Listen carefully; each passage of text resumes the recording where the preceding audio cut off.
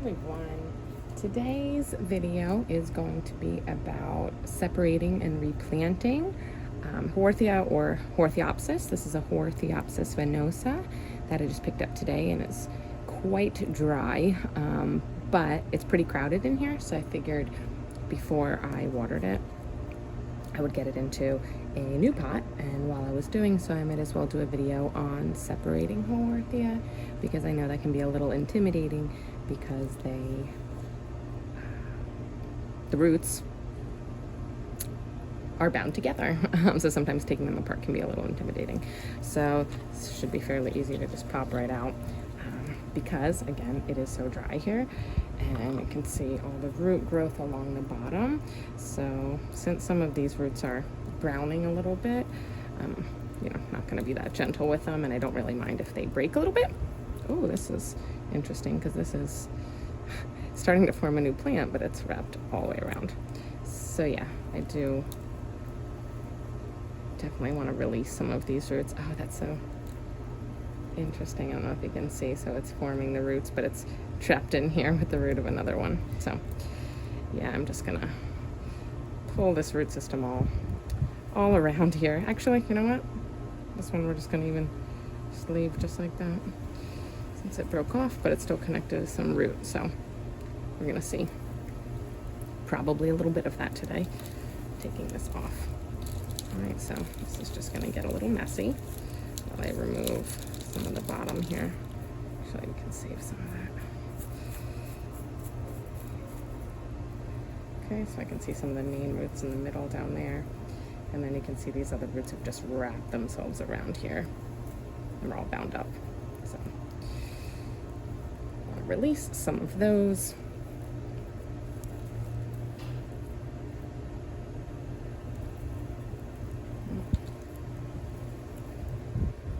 You can see some of the drier leaves on the bottom here too. I can just remove those also.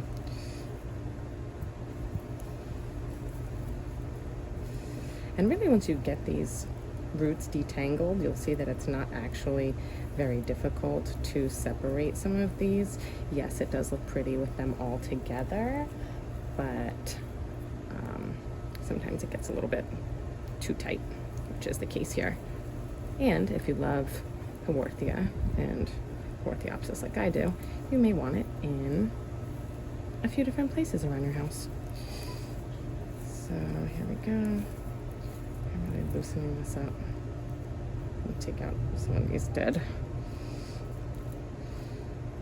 root pieces, these darkened ones. Really, the white roots are the ones that you want to see more of. All right, so once you start to loosen everything up, you'll see it's just kind of naturally coming apart. So it's not really as difficult as it might seem when it's in its original pot. So I could even just kind of pull down and separate a whole big chunk of these here if I wanted to. These are kind of falling down also. So just gently tug on them, just to not break the root system too much. Let's see if you separate it out here.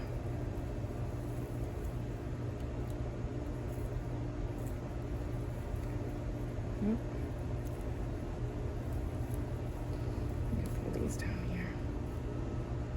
Okay, so this is a nice, yeah, the smaller ones I'll kind of keep to the side also.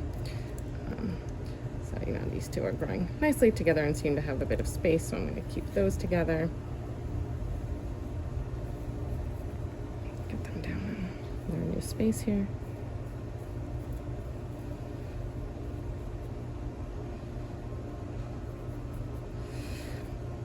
And with any plant, you want to be covering it with the same amount of soil as it was in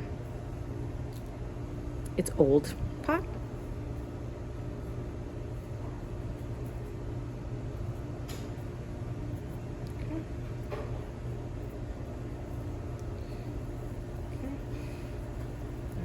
Again, just gently tugging, and you'll see that some of these are kind of just separating easily on their own.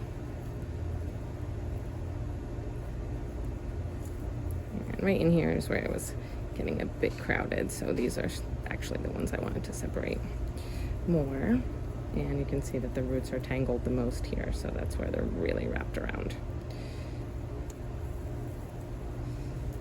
So I'm tugging gently to not rip too many of the roots. Okay, and there we go. So this was the main mother plant in the middle. Just gonna remove that dry leaf. This is a pretty good root system here. Very dry, but looks pretty good. So we're gonna keep that mama in the middle. And now we have these all separated out and spaced out a little bit better. I might still pull a few of these away just to give them a little bit more space. Yep. All right, so really the separating isn't too difficult, and you don't have to be, you don't have to be too worried about, the roots and root separation, tearing any roots, because really they just regrow if you wanted to. And if you did see significant root damage on the bottom, you would just snip the roots off anyway. Look, like this is kind of falling off. So I'm just tugging on the roots at the bottom, because any that are rotted or no good anymore will just tug off on their own. So I'm gonna leave, some sections of these together. I don't want to separate everything, but don't be worried about the roots too much at the bottom, and I'll probably keep these together also. All right, I'll show you the finished product once we get them all in. So here we have a Haworthia retusa Giraldi that I love. I love how it's all sprawled out, and obviously, it has many babies all around it. But I figured this would be a good one to try to take at least one of the babies off to show how we can separate them. So for this one, actually the roots are pretty shallow, so I don't think I'll have a difficult time lifting it up. So again, what you want to do is grab an entire section. So this one here might actually be a good one to do. And you want to try to maintain as much of the root growth as possible on the bottom. So trying to get all those roots. So this looks like this is an entire plant here, an entire baby. So I'm going to get around here, that's my son, really get down up in there and try to get some of the root with it. Because if you don't have that, it makes it much more difficult. Oh, there we go. There we go. It's a nice snap too. Much more difficult to grow. So we did get a good piece of root section here. This is actually a really nice one. It's probably the one that I'll take today, but it's beautiful. Man, I love these. Some good roots going here. So we will have it sit out for a little bit just to make sure that that callus is over. I'll probably throw some cinnamon on the bottom here.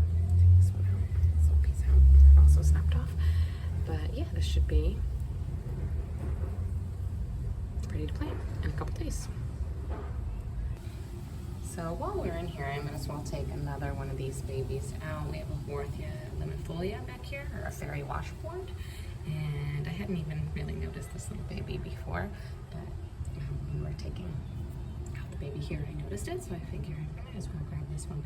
So this one's growing in between the leaves, so for this one I don't really expect to get much root, but as long as we can get it as far down as possible, it'll be able to regrow that root. So, as always, you're reaching down as far as possible to try to get as much of the bottom or the root as possible. Again, I'm expecting this one to snap off without much of it. All right, and there we go. Oh, we are in luck. Because even though it was hiding, I don't know if you could see, it was hiding, there we go, all the way in there, it did have root growth off to the side. So we will have a root for this one. And a pretty good one at that. So here we go. This is the cutest little fairy washboard. Love that. And a beautiful root. So I go with it.